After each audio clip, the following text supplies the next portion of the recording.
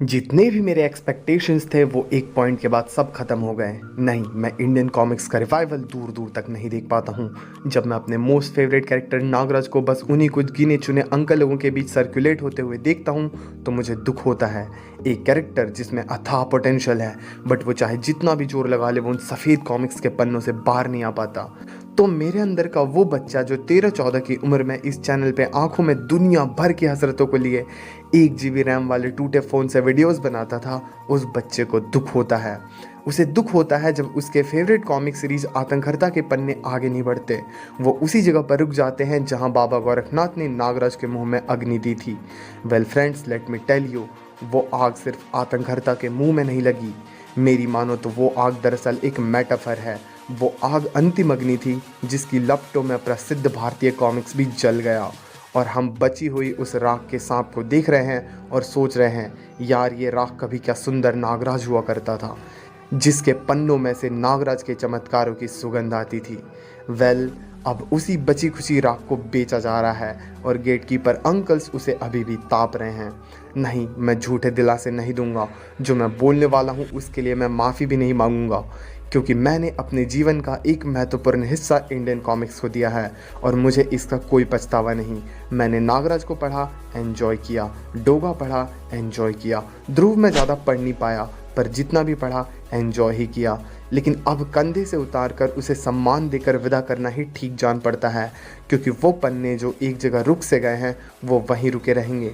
स्वर्ण नगरी अब समुद्र में ही डूबी रहेगी और नागराज की जली हुई चिता से उसका नवनिर्माण नहीं होगा।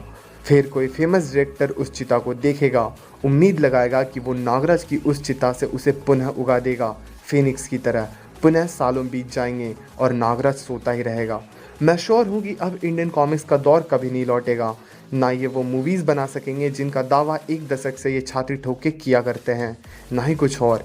ये मान लेने में ही भलाई है, क्योंकि इससे अच्छी नींद आती है।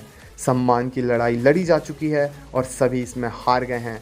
कारण बहुत से रहे हैं, वो आप अनेकों यूट्यूबर्स से सुन सकते हैं जो आपको हर तीसरे हफ्ते ये यकीन दिलाएंगे कि भाई ठहर जाओ, अभी प्राइम वीडियो एक शो लेके आ रहा है जिसमें फलाना एक्टर फलाने सुपर हीरो का रोल करेगा, और फिर वो वीडियो सैकड़ों वीडियोस के बीच में कहीं दब जाएंगी। राज कॉमिक्स है मेरा जुनून। कहने को पन्नों पे महकते इंक से ये शब्द उकेरना बहुत आसान प्रतीत होता है, पर यह देशव्यापी है कि जुनून की लौ अब बुझ चुकी है। तो उम्मीद किससे करें? क्या हम उम्मीद का दामन हमेशा के लिए छोड़ दें? मुझे इसका जवाब नहीं पता। होता तो मैं ये वीडियो नहीं बना रहा होता। बात रही होगी 2016 की, जब मेरे हाथ अनरेस्ट्रिक्टेड इंटरनेट लगा और मैंने कई आयाम देखे, और उनमें से सबसे सुंदर था फेसबुक के वो ग्रुप्स जिसमें मेरे जैसे लोग थे, जिन्हें उड़ने वाली उड़न तस्तिरियों, जहरीले आदमी की अच्छाई और कंप्यूटर से भी तेज चलने वाले दिमाग के लोगों को पढ़ने में अच्छा लगता था। 2018 में मैंने पहली बार डिसाइड किया कि मैं यूट्यूब पर वीडियोज़ बनाऊँगा, उन कलाबाज और नायकों को एक मंच दूंगा। मैंने वीडियो एडिट करने के बाद कई महीनों तक उसे अपलोड नहीं किया। मेरे हाथ उस बटन पर आकर रुक जाते थे, लेकिन मैंने अंततः उस वीडियो को अपलोड किया और लगभग 2 सालों तक बहुत से वीडियोस बनाए। उसके बाद मैं कहीं खोसा गया। मेरे अंतर्मन में जो जुनून दहाड़े मार रहा था वो अब दबने लगी थी, और फिर वही हुआ। आतंकहर्ता के साथ मेरा वो जुनून भी उसी चिताग्नि में भस्म हो गया। मैं सोचता हूँ कि अगर मैं बीते जीवन में कुछ बदल सकता हूँ तो क्या बदलूंगा? तो इसका जवाब भी मैं नहीं जानता। मैं शायद कुछ बदलना चाहता, शायद नहीं। शायद मैं वो अपलोड बटन नहीं दबाता, शायद तब मैं अपने करियर और फ्यूचर के लिए बेहतर डिसीजंस ले पाता। पर शायद नहीं, मैं वो बटन दबाता, क्योंकि अगर मैं उस बटन को नहीं दबाता तो मैं वहाँ नहीं पहुँचता जहाँ मैं आज पहुँचा हूँ। और यकीन मानो, मेरे लिए यहाँ पहुँचना बहुत ही ज़्यादा ज़रूरी था, क्योंकि मैंने यहीं पहुंचकर देखा कि इंडियन कॉमिक्स इंडस्ट्री कभी थी ही नहीं।